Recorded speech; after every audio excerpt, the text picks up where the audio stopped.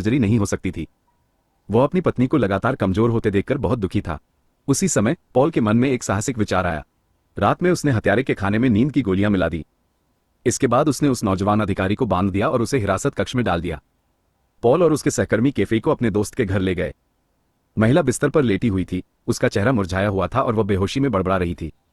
Cafe धीरे से उसके पास गया और उस महिला को चूमा। उस समय महिला के पति के चेहरे के भाव आपके फोन में मौजूद 8वें इमोटिकॉन पैक जैसे थे।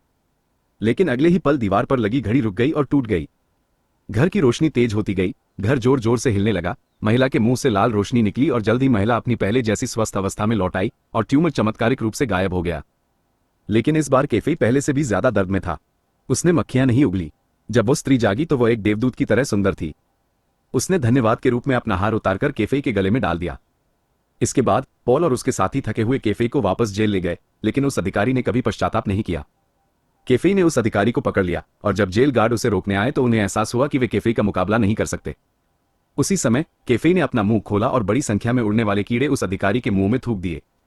वह अधिकारी उदास आंखों से हत्यारे के पास गया और हत्यारे ने फिर से उसका अपमान किया। उसने बिना सोचे समझे अपनी पिस्तौल निकाली और अगले ही पल उस अधिकारी के मुंह से बड़ी संख्या में कीड़े मकोड़े निकलने लगे। वार्डन ने पूछा कि उसने ऐसा क्यों किया। कैफे ने पॉल का हाथ कसकर पकड़ लिया और अपनी बची हुई क्षमताएं उसे दे दी। उसके मन में एक दृश्य उभरा। पता चला कि उन दोनों लड़कियों की हत्या एक सीरियल किलर ने की थी। कैफे की मासूमियत देखकर वह शक्तिहीन हो गया। कैफे ने रोते हुए कहा कि उसे हर दिन हर तरह के अंधेरे और दर्द का अनुभव करना पड़ता है। वह अब इतना थका हुआ जीवन नहीं जीना चाहता था। पॉल ने कैफे को जाने देने के लिए वार्डन के पौधों का इस्तेमाल करना चाहा, लेकिन कैफे ने मना कर दिया। हाँ, वह बहुत थक गया था। उसे हर दिन दुनिया के हर तरह के अंधेरे का अनुभव करना पड़ता था। उसकी अंतिम इच्छा एक फिल्म देखने की थी। इसलिए पॉल और जेल के सुरक्षाकर्मी कैफे के साथ पैराडाइज फिल्म देखने गए। कैफे ने एक बच्चे जैसी मुस्कान दिखाई। जेल लौटने के बाद वे फिल्म देखने लगे। जेल गार्ड अपने आंसू नहीं रोक सके। हुड पहनते समय कैफे ने कहा, क्या मैं इसे उतार सकता हूं?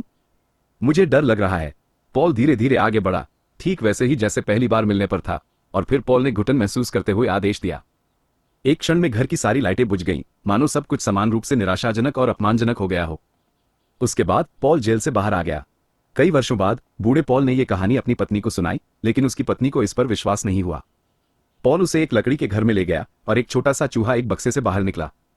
हाँ, यह वही छोटा चूहा था जिसे मृत्युदंड प्राप्त चाचा ने कैफे के लिए छोड़ा था। पता चला कि कैफे ने अपनी आधी शक्ति पॉल को और आधी शक्ति उस छोटे चूहे को दे दी थी। उनका जीवनकाल बढ़ा दिया गया था। यह एक विशेष उपहार था। पॉल अब 108 वर्ष के हैं। उन्होंने अपने रिश्तेदारों और दोस्तों को एक एक करके जाते हुए देखा है। उन्होंने कहा कि यह भी ईश्वर का दंड है। उसने एक देवदूत को मार डाला